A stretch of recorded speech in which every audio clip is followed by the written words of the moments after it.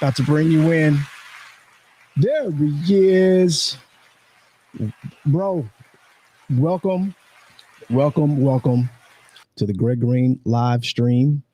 You are here in full effect. And I just want to say thank you, man, for taking the time out today. I appreciate it.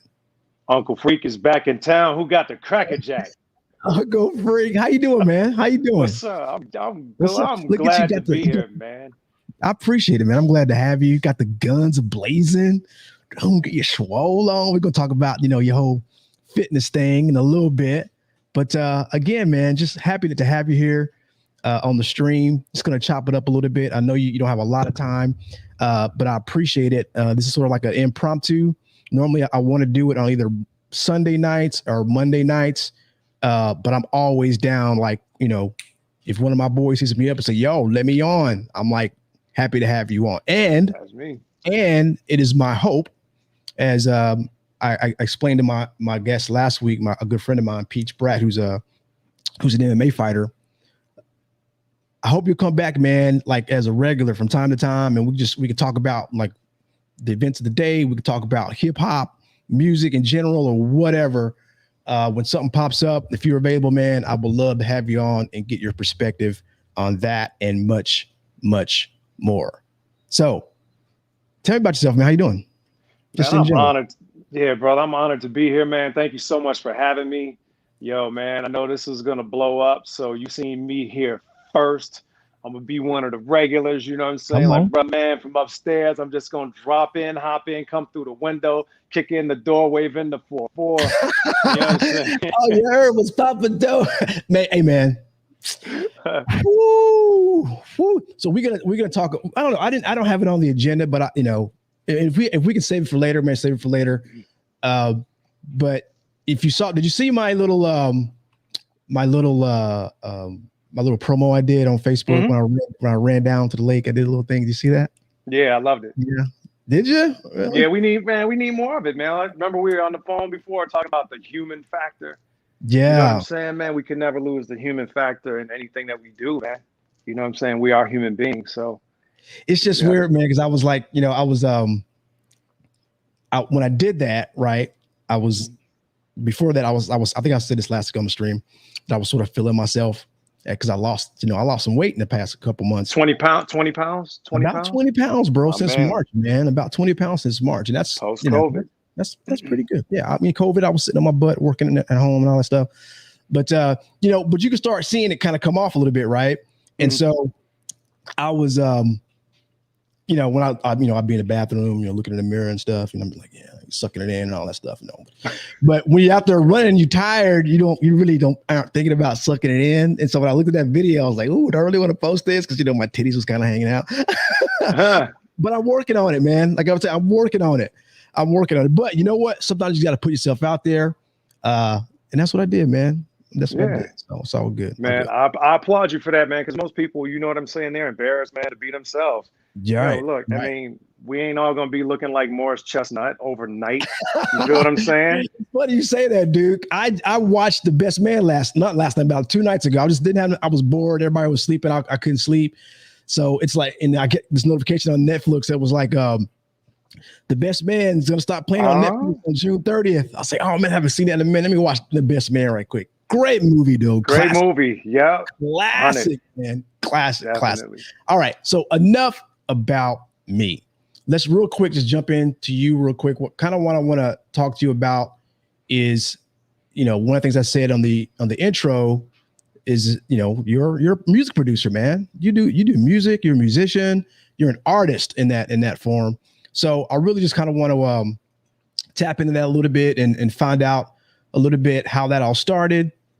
And then, what you're doing now. So when you look back, sort of like, or when you look at your music career, not looking back, well, when you look at it and then you look back, where did the music thing all begin for you? Yeah, so I'm from Chicago, Illinois. Grew up in a spot called Maywood. And man, there was music all around me. Everywhere I turned, even in the household, my mother, she had her style of music she liked. My pops was into jazz. I got a sister named Denise. She was into like rock, like classic rock, stuff like that. My brother and I, we were into Public Enemy. Rakim, the whole nine. So, I mean, there was just a myriad of just great eclectic music, man. Just, you know, my mom's from Great Britain, Pop's from Jamaica. So we had all arrays of music in the house from country and Western to, man, to pub songs, British pub songs, to reggae, dance hall, old school ska music, you know what I mean? So it was just music was all around me at all points. And so I loved it from the time the time I can remember. All the great artists, I always loved to listen to them. You know, my dad and mom had records. You know, we used to listen to the record player all the time. And it just, you know, I just encompassed all of that, embraced it. I knew from a young age that this was something that I wanted to be inundated in for the rest of my life. And I was one of the people, you know, in this life, man, who was able to live the labor of love, man. I did music. I was in the professional music space for 27 years, man. Wow. So, yeah. Professional I didn't level. realize it was that long. Yeah. 27 years. Yeah. I did a 27-year bid in the music industry. So you an old dude, bro. You know head, huh? I'll be 50 this year, man. 50 this year. That's what we're going to get into later. I tell you what, bro. I can't tell, bro. I can't tell, man. You looking fly. Look at them guns. Thank you, man. You know, when you're 50, you know what I'm saying, son? You know, it's good to be 50 and do this. Absolutely. You know, it is like good. Hulk Hogan and Mr. T back in the day. I got a little bit. Yes, sir, there you go. I just got to tell you my shit up, dog. That's all it is. Nah, you good, man. You know, I remember when I was on my prime. I was like in my 30, 31, 32. Bro, I could knock out like 40, 50 pull-ups, dead hang. Right. Now I can knock out about 3. Nah, you got more than that, man. But I'm working on it. Yeah, work in progress, man. Everything is, hey, man, you got to take baby steps with everything. Right. Well, speaking of 50, man, you know, just and one of the things I'm asking all of the folks that I come on in our age group is, what is like the earliest memory that you have as not necessarily youth, but just in general? Like, what is the earliest thing you remember, whether you were 2 or 3? I don't think I remember anything before 3. The memory that I shared before was probably 3 or 4. But is there anything that sort of stands out that, because I feel like, you know, some memories are just ingrained because, you know, of some sort of special situation or as a special event or something like that.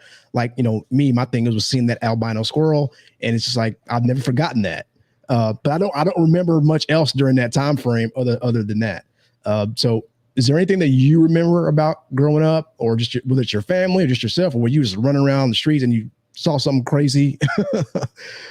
Yeah, man. Actually, my earliest memory is Halloween, celebrating Halloween, getting all dressed up, man, in a costume. I think I have the pictures to prove it. Very embarrassing pictures, man. But yeah, I had this devil costume, and back in the day, the masks were like this plastic mask with a rubber band that you would just kind of like put over your head, and then the outfit was like a smock, like a plastic smock.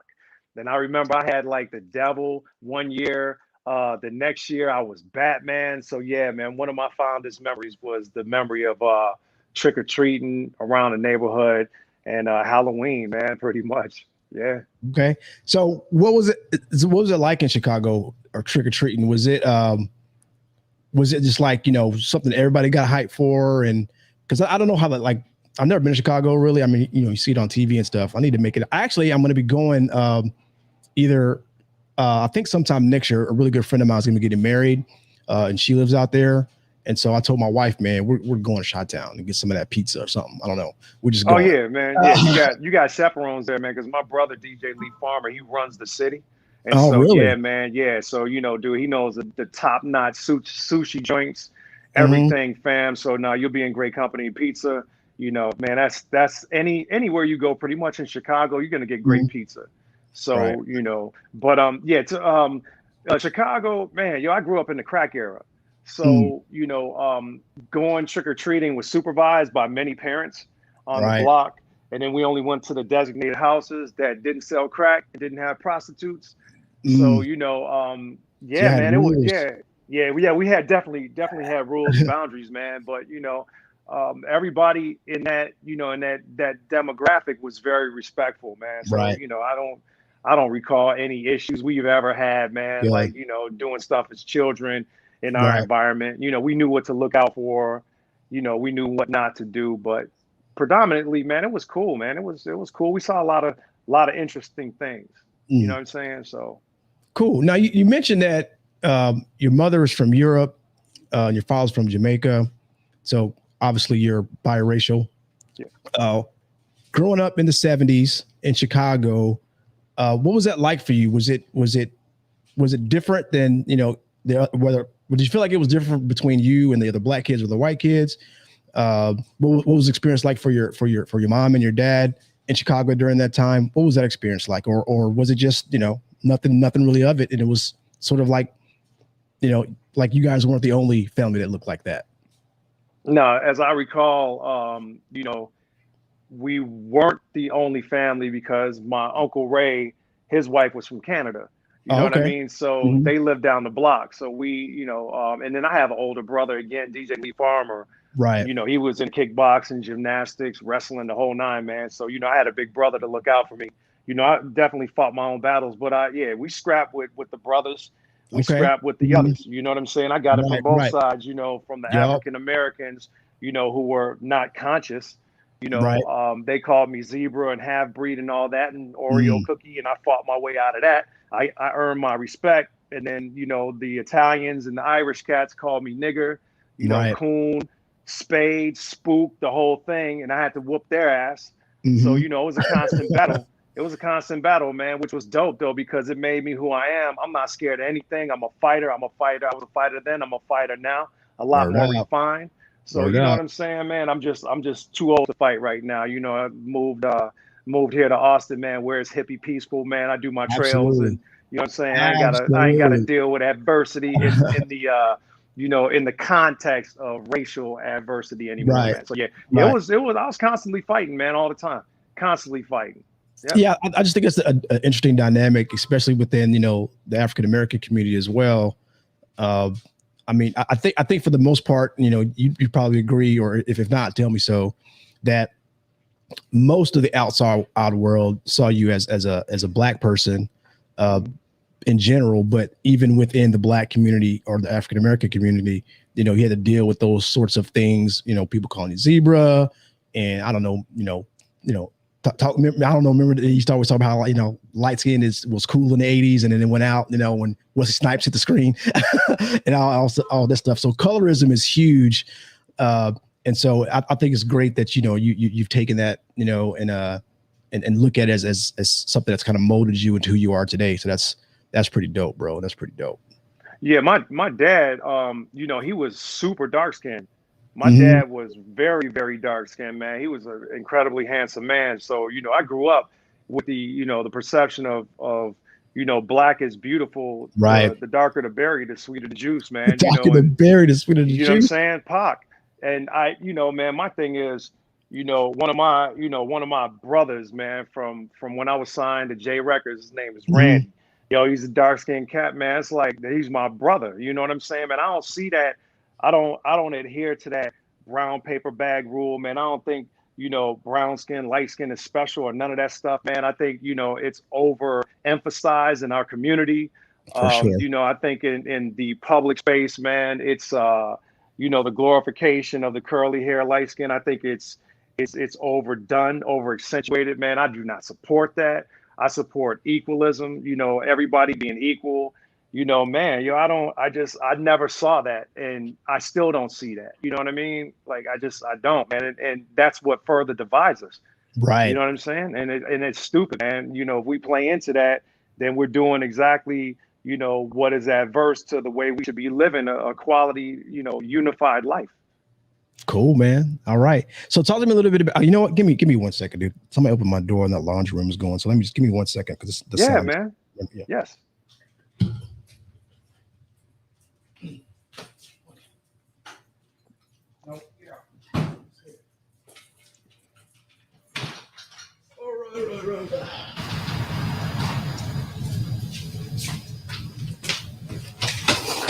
Right.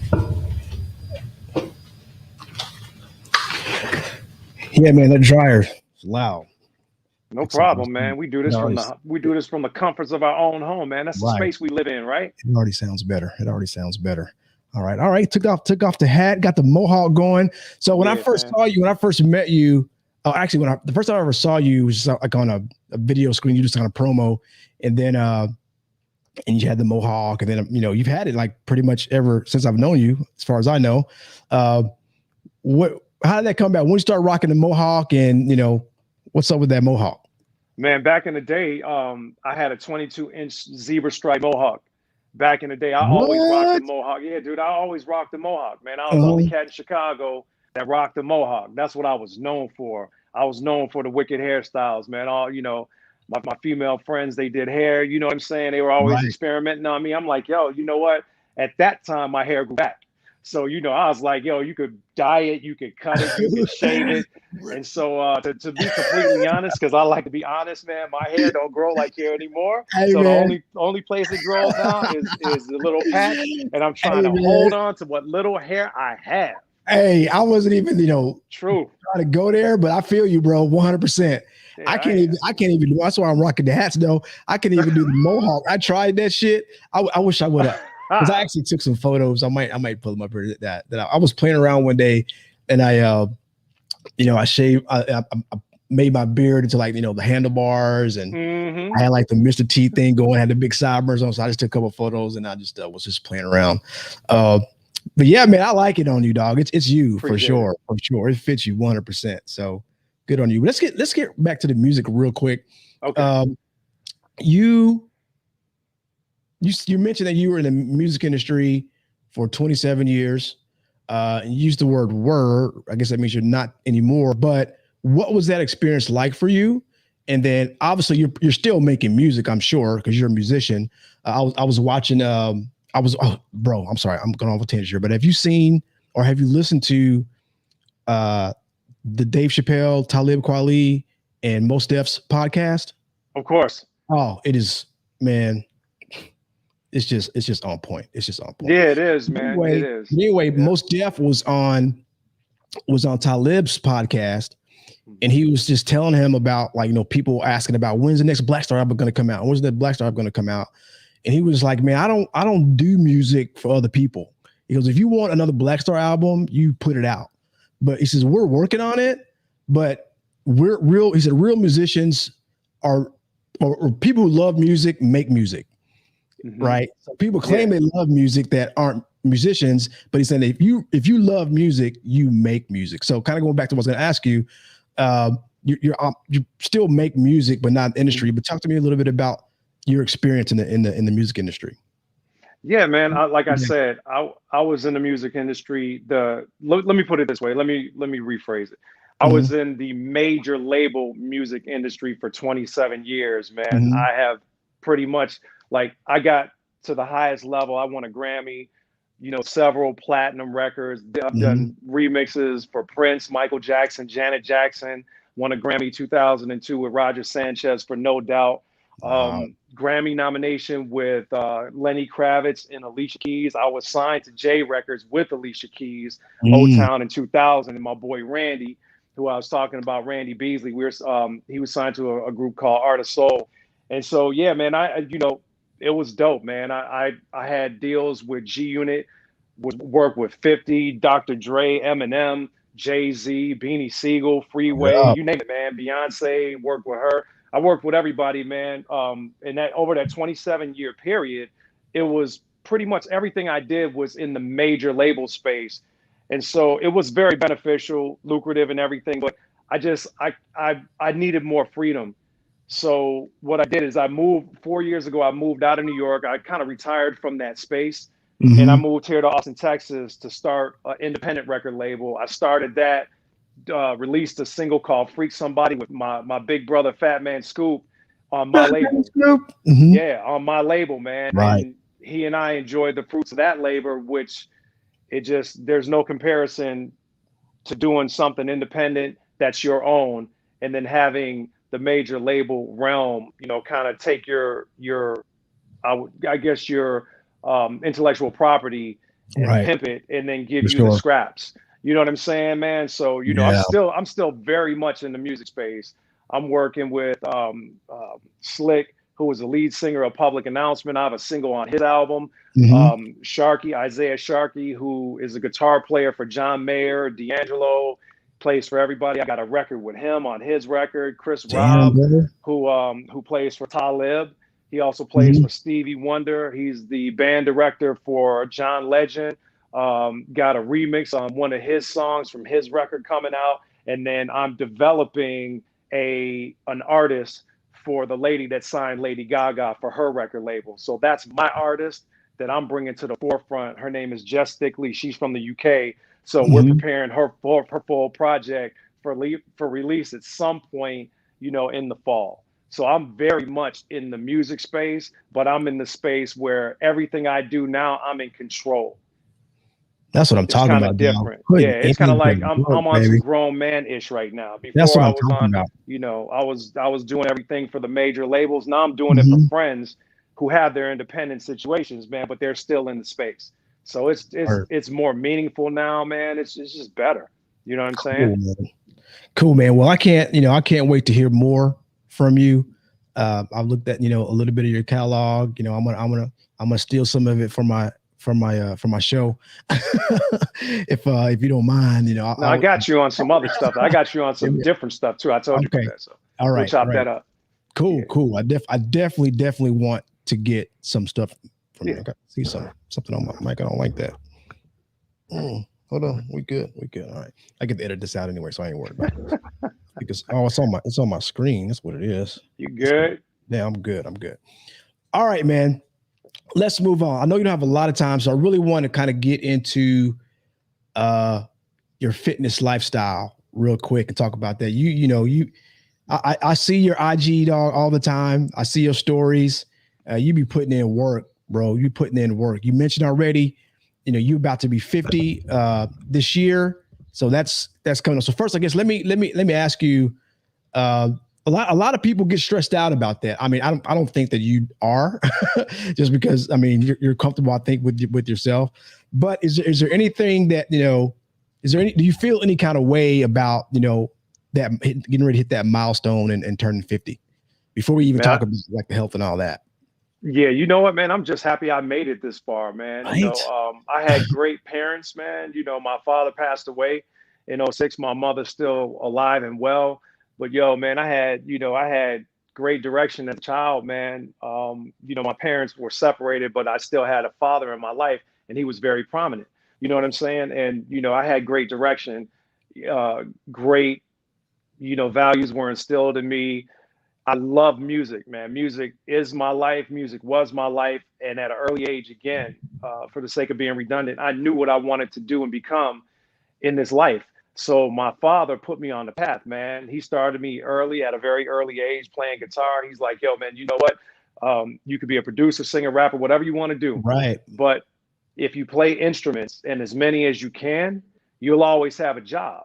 And I was like, yo, that's dope. So I fell in love with the guitar. I love the piano, bass, clarinet, flute, sax, whatever. But the guitar is just, it's a sexy instrument. It's my favorite instrument. I love it. I play it all the time. And I played that on several records. So yeah, man. I'm blessed, man, to be here at 50. Right? I'm just blessed, man. I made it this far, almost half a century. And, there's still more to go. You know what I'm saying? There's still much more to go. For sure. So let's go ahead and get into the whole, the fitness lifestyle, because like you mentioned, 50, a lot of, Black men are lucky to make it to 50. I feel the same. I feel really lucky. My pops passed at 56, right? Oh wow. And I still got little ones, man. I got kids as young as 7, and so I want to be around, when they grow up and graduate, school and and get married and then have their own families. I want to be around for that.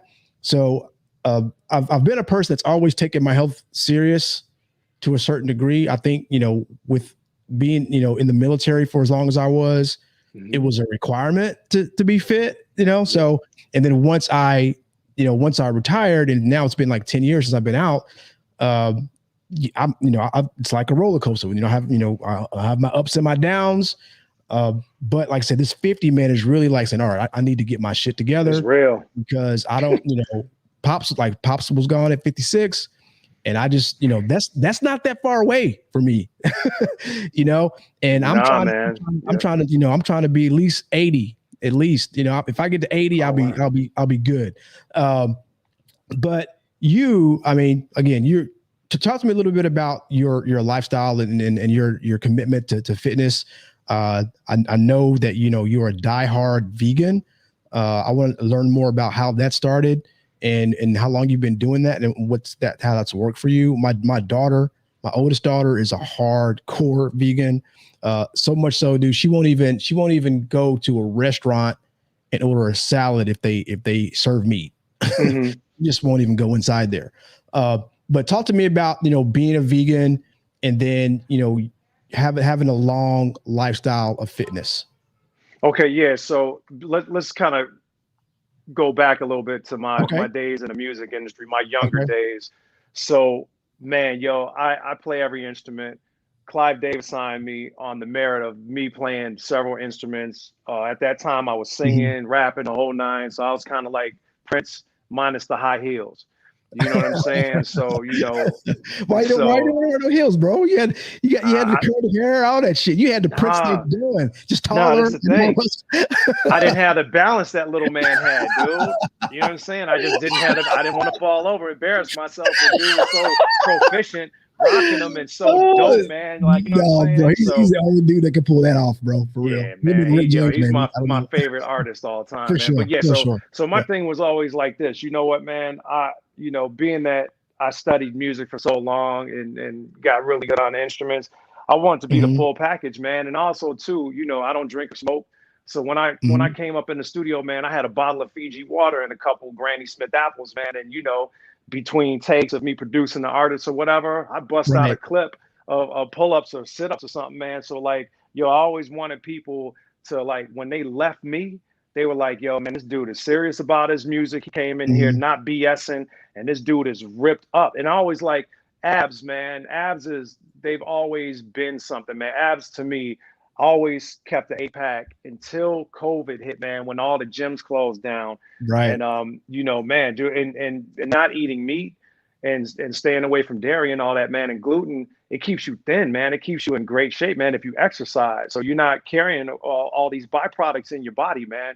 And I don't knock anybody who does what they do. That's your business. Hey, I hope you live a long life. Me, I got my own set of rules that I adhere to, and it works for me. So I'm not trying to preach to anybody. You need to do this. You need to be that. God bless your life if you believe in that, and you keep living. You know what I'm saying? I know what's best for me. So, that lifestyle, it suits me. I traveled overseas as a touring musician for several platinum and Grammy artists, man, maybe about 15 years. And so there's certain European countries, man, where they serve, bruschetta, which is damn near like raw meat, and cheese is on everything, man. I don't get down like that. So, I would fast. A lot of times I wouldn't eat. So I got used to that. You know what I'm saying? Like, less is more with me, but I would still be in the gym. You know what I'm saying? They'd be like, dude, you didn't eat nothing, man. You drinking bottled water, man. You're not going to eat nothing. I'm like, nope. You know what I'm saying? Nope. I'm not going to eat nothing, but I'm going to work out and I'm going to kill this show tonight. And I'm going to play every instrument. And I'm going to probably be better than the artist that I'm, you know what I'm saying, backing up. So, yeah, you know what I mean? But that's been my whole life, man. And then I toured a lot with my shirt off. I got pictures in Vietnam and Cambodia and Japan and, Spain, Switzerland with my shirt off on Coliseum stages, man. You know what I'm saying, dude? Like, yo, everybody was wearing a shirt. I'm not. You know what I mean? That was my thing. I'll be playing guitar, bass, percussion, keyboard with no shirt because, like, that was just my thing. You know what I mean? That's what I did. Yeah. I got no shirt on. My shit is ripped. Dude, and then, like, so with COVID, man, the whole COVID thing, all the gyms shut down. For sure. I like being in an environment in a gym. I like the space. I wasn't really motivated to, you know what I'm saying, to work out to the extent that I did in the gym when COVID hit.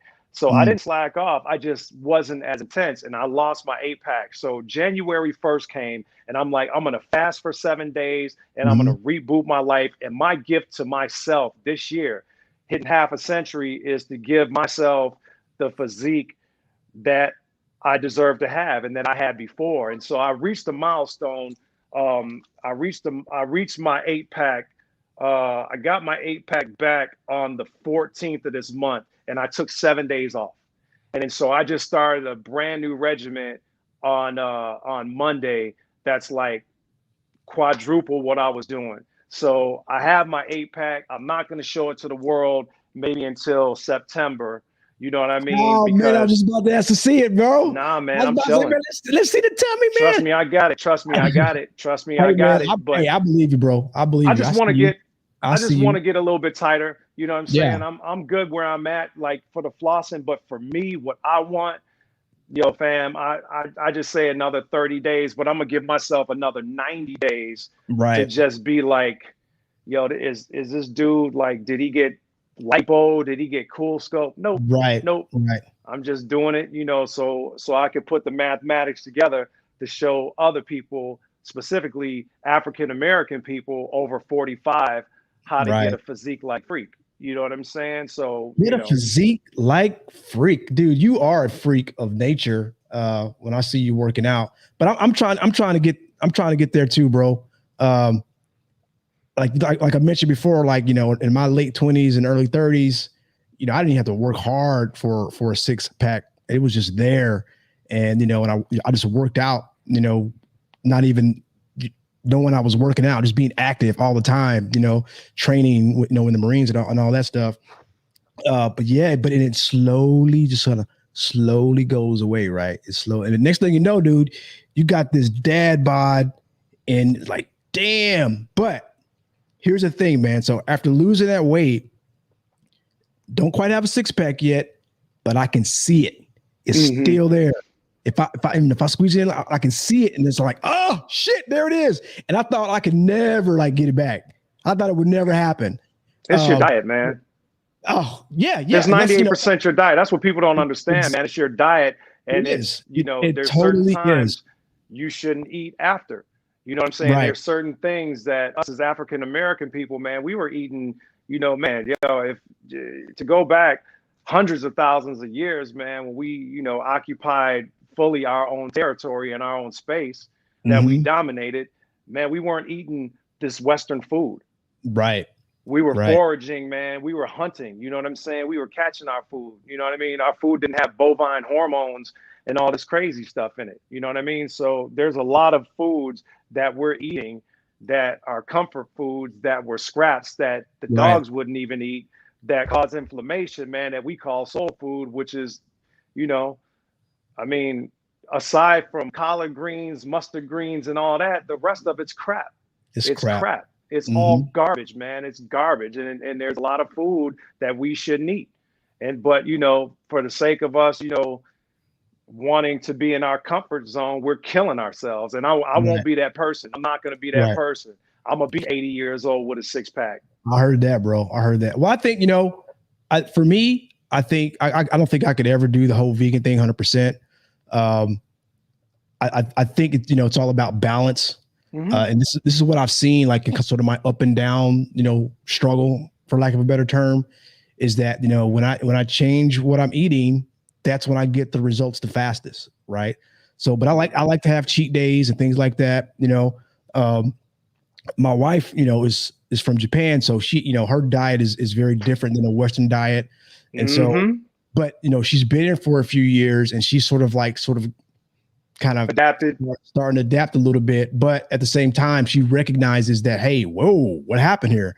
So she, you know, she dials it back and she, you know, she makes sure we have a lot of healthy foods to eat. And we, you know, we splurge on it whenever we want to, because, you know, we enjoy food. It's, you know, it's pleasurable. Celebratory, man.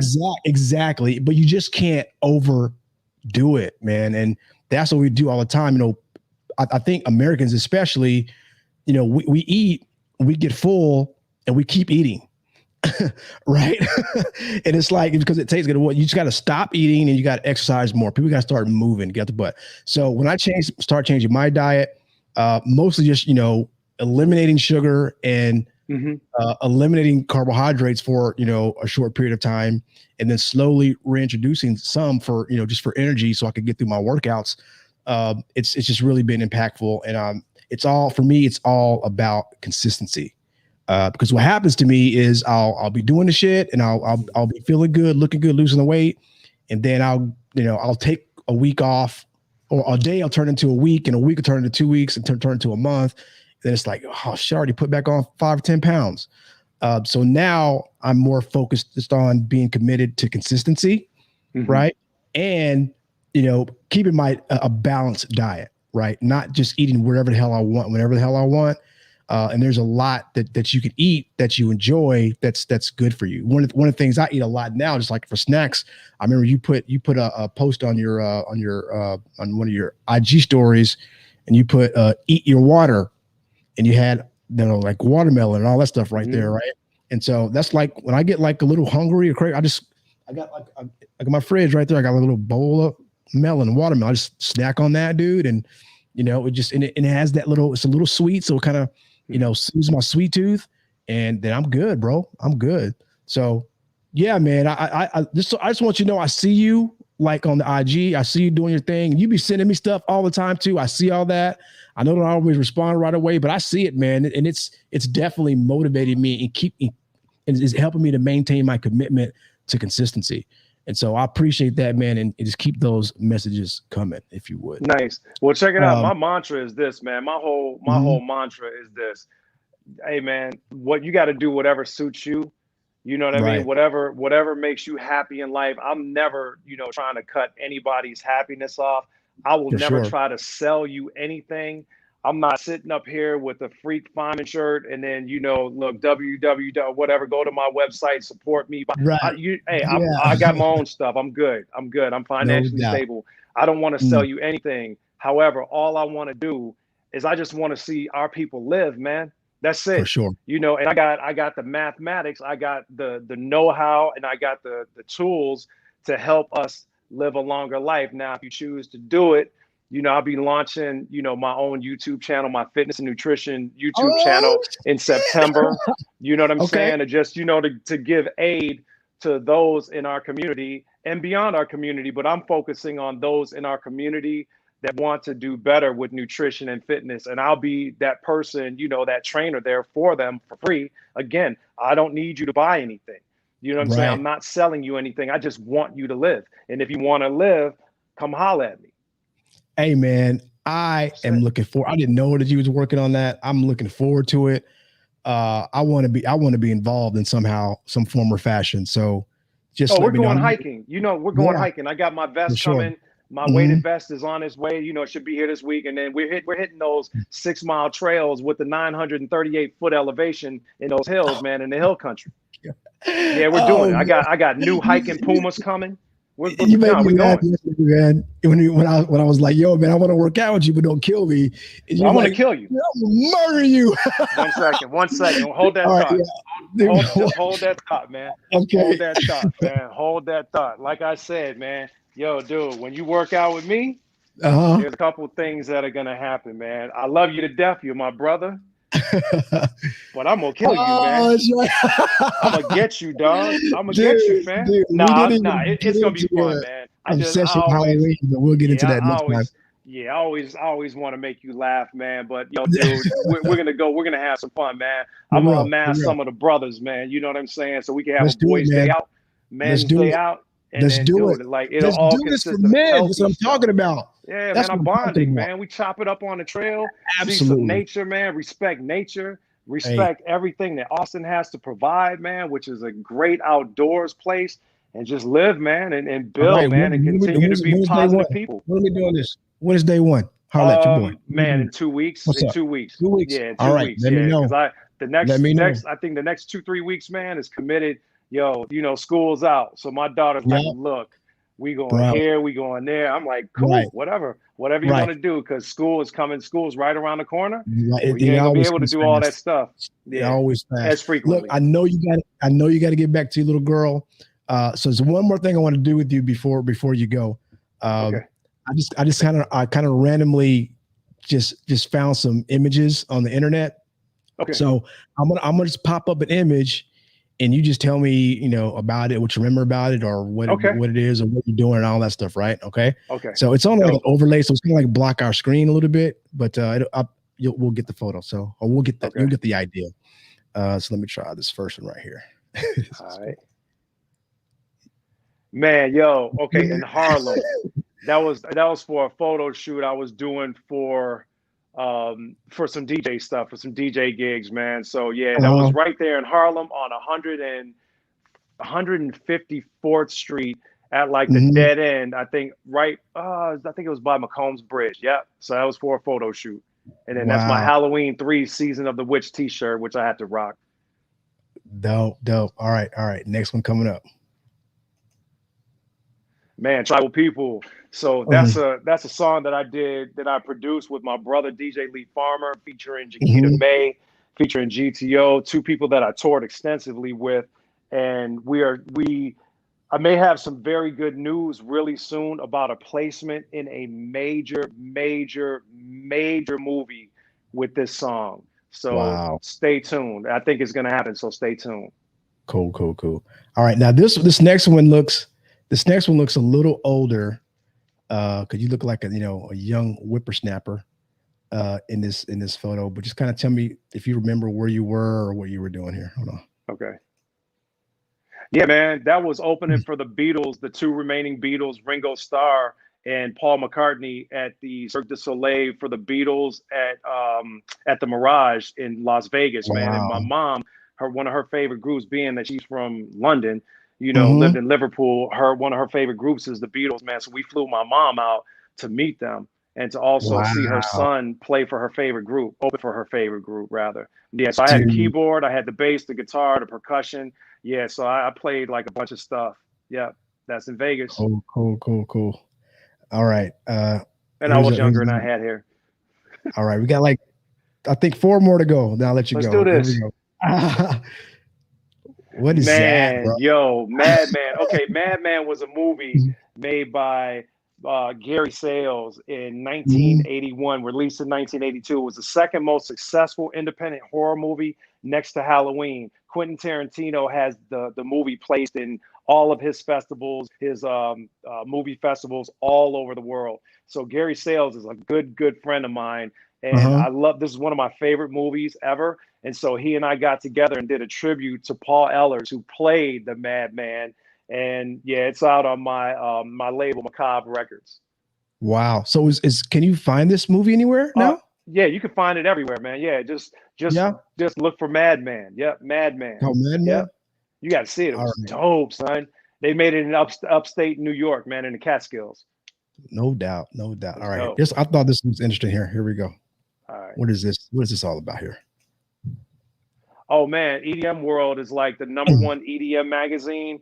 And so that they did a expose on me. My man John Spinoza hooked me up with the whole publication. Man, they did like a 3-page spread on me as far as like my music career, because I DJ as well. And so I still make music in kind of like the EDM, kind of like techno dub space. You know what I'm saying? I got some music that I'm gonna be releasing kind of like in that heavy bass genre pretty soon, like sometime next year, towards the end of next year. Cool. Man, I wish all these overlays I had would come in like this one, where it's got both of us on the side, but I'll figure that out. I should have did a screen share, but I don't have enough time to get that ready. So audience, forgive me for the technical issues, but hey, we're gonna rock with this. All right, 2 more. You're doing a great job, man. I appreciate it. Boom. Woo! What's going on there? That's your man with the Halloween 1978 t-shirt on, with the Pumas to match, suede Pumas, the Beat Street joints. I'm at the gym, man, just chilling, man. Just hopped in the gym for a minute, street clothes, out the street, just to get in maybe like 100. I never did less than 100 pull-ups, man, in around lunchtime. So that's just me getting it in, just being myself. Dude, so we didn't really touch on this, but real quick before I show you the last one, there's a kind of a common theme in almost all these photos, right? We've got, the Halloween orange there. We've got the horror movie thing right here. And we've got the Halloween shirt on this one. When is your birthday again? October 31st. October 31st, right? October 31st. Man, I think that is so dope. And I love your, I don't know if I call it a fascination or an obsession with Halloween. I just think it's great. Halloween is one of my family's favorite times of the year. My wife decorates the house and we have like rats and big spiders and bats all over the place, man. So it's really fun time. So I really love that you embrace that, your birthday. And another it's thing too, fun. G, Mm-hmm. let me just interject. Sometimes, man, I get bored being myself, like Mm-hmm. more times than none. So like Halloween, you can kind of always like jump into to another persona, man, and just be somebody else, man. Like I've been Spider-Man, Batman, I've been, Steel before, I've been Michael Myers, you know what I'm saying? Like, just kind of step outside of myself and step into somebody else's shoes, man. I get bored with myself, man. I need Halloween like every week, man. You know what I'm saying? Man, that is You feel me? actually that is a really interesting perspective on that. Without ever saying it like that, I think that I kind of feel the same way.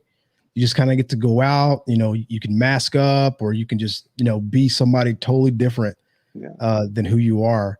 And it's really, really fun. All right. So we got one more. Okay.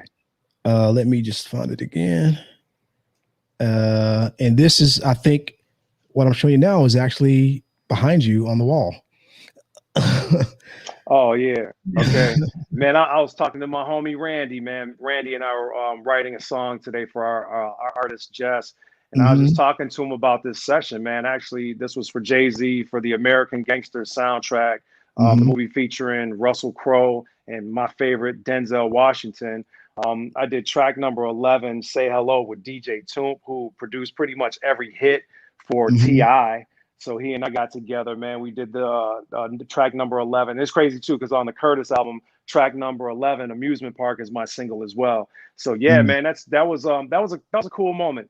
There was and big shout out to Big O, Jay-Z's publisher, who hooked me up, and my main man Kevin Shine, who worked at Bad Boy. He also ran Mike Tyson's label, and he's also a prolific writer. Is pretty much controlling the whole music scene in Atlanta. So Kevin Shine, my good brother, I know you're gonna see this. Yo, they hooked me up, man. They hooked me up. They, I was in the bed. I remember this vividly. In the bed at 11 p.m. with my wife, man. We just chilling. I was about to go to sleep. Man, I work out and I go to sleep early because I get up early to work out. I'm up at 6:25 every day working out. Get it in. So, you know what I'm saying? Getting it in. So, yo, I was in bed. And Kevin was like, yo, man, Jay is at Platinum Studios, I believe, in Times Square. Yo, they need a keyboard player, a percussion player, a bassist, a lead guitar player, a rhythm guitar player, and an acoustic guitar player. Grab everything that you can. You got 45 minutes. It's 11 o'clock. Be there before midnight. So, yo, I look like I stole like stuff out of a pawn shop, running down 116th Street to catch a gypsy cab. Yo, my African homie, he hooked me up. I gave him a $50 tip. He sped all the way down to Times Square, man. I made it there, and yo, Pharrell was there, Buster was there, everybody was there, man. Needless to say, I got there before 12 o'clock. I did not leave until 7 a.m. and I produced 10 tracks. Damn. So those tracks are sporadically out in the ecosystem of the major label realm. But we just kicked it, man. They were like, yo, do you have to go? I was like, nope, I'm here. What do you need? They're like, well, we already got the single for the record. What else can you do? I'm like, what else do you want me to do? And they were like, just play, man. Make some beats. So we were kicking it, man. Pharrell was there, man. They stayed, cool, Bus. Man. It was dope, man. So, I was in the company of some really, really great people. And I had a great time, man. And the album went on to sell 7 million records. American Gangster is a staple in Hollywood. Man, I got a song in a Denzel movie, man. What more can you ask for? Yeah, you know what I'm saying, man. I'm blessed, dope, bro. Yeah, that's what more can you ask for? What more can you ask for? Well, hey, man. Again, thank you for coming on to the program. Again, the Greg Green live stream, we're gonna be doing this every either Sunday or Monday night. We'll figure that out. We might do both, and then every now and then I'll do something like this where I'll just pop in on a Wednesday or any other day of the week, because one of my mans wants to get on. And man. We can chop it up. So I appreciate you coming on, man. This is actually the fastest one I've ever did. I'm really excited that I got through it this quickly. So Hey man, I know you got some movies to go watch with your little girl. Have y'all seen Luca yet? Man, we're gonna check that out. I haven't seen it, man, not yet. But it's on. Okay. We got the Disney Plus joint, the extra Disney. So we just, we're gonna it's check pretty it good. out, man. You have a good time with that one. It's pretty good. But all right, Mike. I wish I had the theme song for Halloween to play right now. But you're looking pretty creepy. Thank you, man. Like I said, when we work out, I'm gonna kill you. Oh gosh. All right, dog. I'm not looking forward to it, but I will be there. We just got to figure it out. Hey, I also want to I really want, like, I haven't heard you like play ever live, so we got to figure something out where we can hear you. You get down. Maybe when you come back on, you can have everything plugged in and just, I don't know. Or maybe not. Or maybe I'll just you come to the crib here and maybe I'll just play, man. You know what I'm saying? Hey, I'm waiting for the invite. Just let me know, and I'm there, bro. I don't floss like that anymore, man. You know what I'm saying? Dude, I don't like to floss like that. You know what I mean? So. Oh well, hey, just you got my number. Shoot me a text. Be like, yo, you want to come over and do a jam session? Just come through, man. Come through anytime. You have like a tambourine. Man, dude, I got everything, fam. I got eggs. I got the egg shaker joint. Give me an egg shaker. Let me just do that. Yeah, I got that little, I got it around here somewhere. Or man, we'll put you can lay me down, dog, on the egg shaker. Some kitty litter. We'll put some kitty litter in one of these joints. And we got you. We got it. You gotta lay me down. You gotta lay me down with the egg shaker on one of your tracks for real. And maybe I get a piece of Grammy something one of these days. I don't know.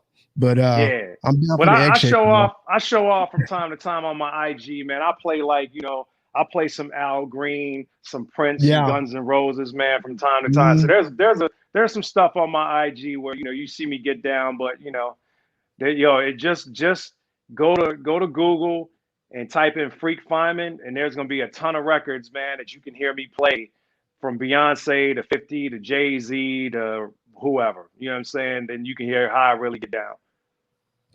All right, man. Well, I think we're done. Hey, I appreciate you. And I will be in touch. So thanks again for coming in. Freak Fineman, everybody. My pleasure. Freak Fineman. Peace out, bro.